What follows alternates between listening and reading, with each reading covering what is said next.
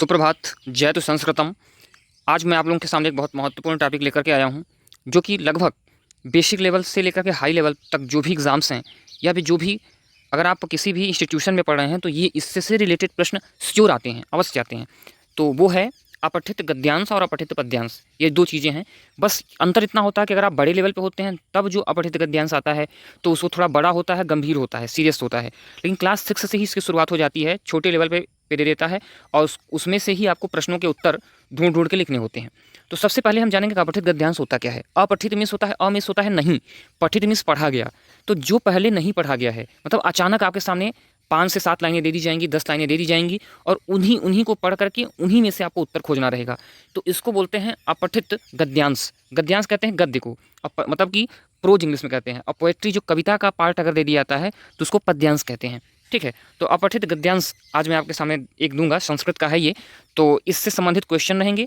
सबसे पहली चीज़, 2-3 बातें ध्यान रखेंगे अपठित गद्यांश के लिए। पॉइंट नंबर 1 कि कम से कम 2 से 3 बार आप जरूर पढ़िए। ठीक है। पॉइंट नंबर 2, अपठित गद्यांश में जो उत्तर आप दे रहे होंगे, हो सकता हो कि आपके दिमाग में किसी प्रश्न का उत्तर आ रहा हो, लेकिन ध्यान रखिएगा कभी भी अपने मन से उत्तर मत लिखिएगा।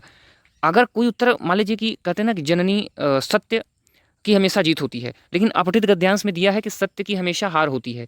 ठीक है, ये बात अपठित गद्यांश में दिया है, तो उत्तर आपको यही लिखना है कि सत्य की हमेशा हार होती है। क्यों? क्योंकि अपठित गद्यांश में ये चीज़ें दिया है। ठीक है, क्योंकि वहाँ किस संदर्भ में दिया है, किस बारे में दिया है, उससे उत्तर देकर लिखना होता है। ये दूसरा पॉइंट हो गया। पॉइंट नंबर 3 कि अपठित गद्यांश को कभी भी उसका जो शीर्षक है हमें सोच समझ के लिखना चाहिए। कम से कम 2 से 3 बार पढ़िए, तब उसका शीर्षक लिखिए।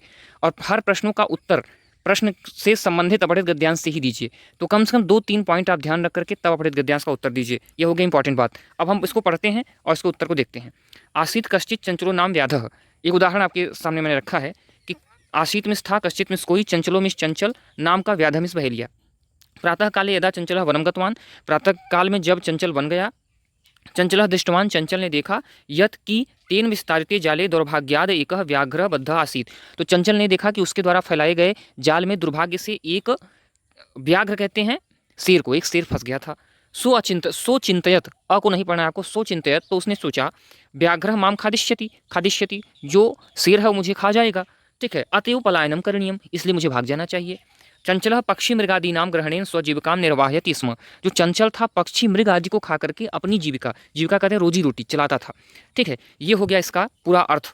अब इससे प्रश्न बना, पहला प्रश्न बना, मैंने उत्तर भी लिख दिया लाल पेन से। व्याध नाम किम, बहेलिये का नाम क्या था? ठीक है, इसका हिंदी होगा व्याध कहते हैं बहेलिये को। तो व्याधा नाम किम, बहेलिये का नाम क्या था? तो आप देख रहे हैं उसका नाम था चंचल। मैंने आंसर लिखा है, जहाँ किम है वहाँ चंचल लिख दीजिए। प्रश्न नंबर 2, चंचल वनम कदा गतवान। चंचल जंगल को कब गया? कदा मिस कब, गतवान मिस गया, तो कब गया? प्रातः काले। उत्तर हो जाएगा प्रातः काले। प्रश्न नंबर 3, चंचल किम दृष्टवान, चंचल ने क्या देखा? तो चंचल ने क्या देखा, तो इसका थोड़ा ये लॉन्ग उत्तर है, तो क्वेश्चन में जाइए, वहां देखिए चंचल ने क्या देखा। तो देखिए यहाँ लिखा है, यत तेन विस्तारिते जाले दौर्भाग्याद एक व्याघ्र बद्ध आसीत। यह आंसर इसका आपका होगा। चंचल दृष्टवान यत तेन विस्तारिते जाले दौर्भाग्याद एक व्याघ्र बद्ध आसीत, ये इसका आंसर हो गया। अगला हमारा प्रश्न है, सो चिंतयत का संधि विच्छेद क्या है? ठीक है, क्या होगा? तो सो चिंतयत का संधि विच्छेद होगा सह अचिंतयत, उसने सोचा। अचिंतयत कहते हैं सोचना को, थिंकिंग करना। ठीक है, सह मिस वह, ही, तो सह प्लस अचिंतयत, ये हो गया। प्रश्न नंबर 5, गद्यांश का शीर्षक क्या है? शीर्षक को इंग्लिश में टाइटल कहते हैं। जैसे किसी फिल्म का टाइटल होता है ना, जिगर से मूवी होता है, शोले, तो जिस उस पूरी पिक्चर में जिसके बारे में बात की जाती है, तो इस 4-5 लाइनों में किसके बारे में ज़्यादा कहा गया है? तो चंचल के बारे में कहा गया है, तो इसका टाइटल हो गया चंचल।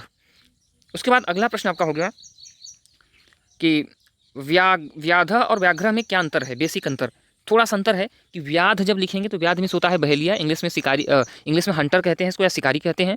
और इसके बाद जो व्याघ्र मीन्स होता है शेर, शेर लायन। ठीक है, ये बेसिक अंतर है। प्रश्न नंबर 7, चंचल केन प्रकारेण स्वजीविका निर्वाहयति स्म।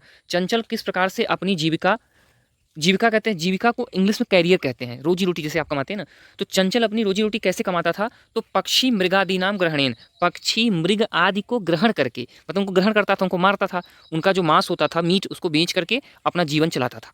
तो पक्षी मृगादि नाम ग्रहणेन, इसका आंसर हो जाएगा। प्रश्न नंबर 8, निर्वाह्यति स्म का हिंदी अर्थ क्या होगा? तो देखिए, या देखिए यहाँ लिखा हुआ है, निर्वाह्यति स्म मतलब बिताता था। कुछ प्रश्न ऐसे होते हैं जो लॉजिकल होते हैं, ऐसा नहीं कि सेम टू सेम आपको उत्तर मिल जाएगा, ये भी ध्यान रखना है आपको। अपठित गद्यांश में जरूरी नहीं कि आपको सेम टू सेम आंसर मिल जाए। कुछ प्रश्न लॉजिकल होते हैं जो लॉजिक पर डिपेंड करते हैं, तो आपको सोच के उत्तर देना पड़ेगा। तो ये हो गया अपठित गद्यांश और पद्यांश। आज के लिए इतना ही, धन्यवाद।